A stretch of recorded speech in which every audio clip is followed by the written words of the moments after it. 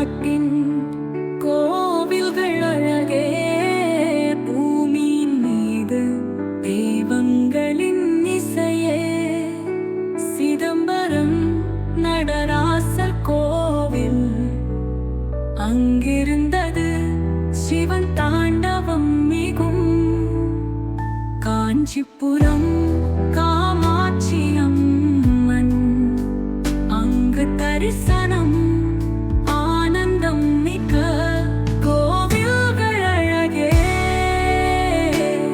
தமிழ்நாட்டின் மகிமையே, தெய்வ சந்நிதி நம் வாழ்க்கையின் புகழே.